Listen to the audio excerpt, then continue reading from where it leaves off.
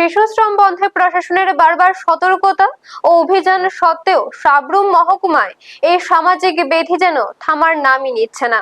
কয়েকদিন আগেই সাব্রুম মহকুমার শ্রম দপ্তরের পরিদর্শক সাব্রুমে যোগ দেওয়ার পর শহরের বিভিন্ন এলাকায় পরিদর্শন চালিয়ে সাংবাদিকদের জানান, শিশু শ্রম সম্পূর্ণরূপে বন্ধ করতে প্রশাসন কঠোর পদক্ষেপ গ্রহণ করবে।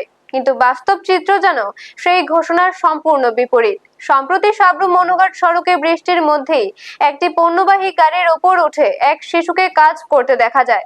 স্কুলে থাকার বয়সে জীবনের ঝুঁকি নিয়ে এমন কাজে নিয়োজিত থাকার দৃশ্য শিশু শ্রম প্রতিরোধে প্রশাসনিক তৎপরতা নিয়ে নতুন করে প্রশ্ন তুলেছে।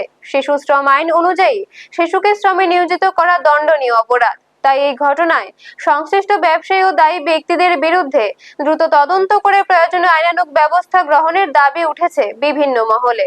ব্যুরো রিপোর্ট, নিউজ তৎকাল 24। লেবার ইন্সপেক্টর, সাব্রুম ইন্সপেক্টর অফিসে আমি প্রথম জয়েন করলাম।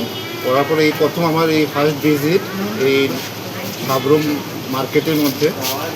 আজকে ভিজিটের মূল উদ্দেশ্য হলো চাইল্ড লেবার বা শিশু শ্রমের উপরে আমাদের এই মার্কেটে কোনো শিশু শ্রমিক আছে কি না তা পর্যবেক্ষণ করা। অ্যাকচুয়ালি আপনারা সবাই অবগত আছেন যে 18 বছরের নিচে যদি কোনো শিশুকে কাজে নিয়োগ করা হয়, শিশু শ্রম আইন অনুযায়ী এটা দণ্ডনীয় অপরাধ।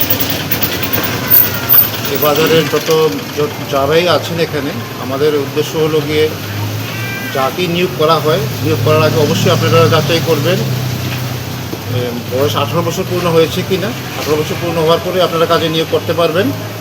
যদি কেউ এই আইন লঙ্ঘন করেন তবে শ্রম আইন অনুযায়ী দণ্ডনীয় অপরাধ হিসাবে এটা গণ্য করা হবে।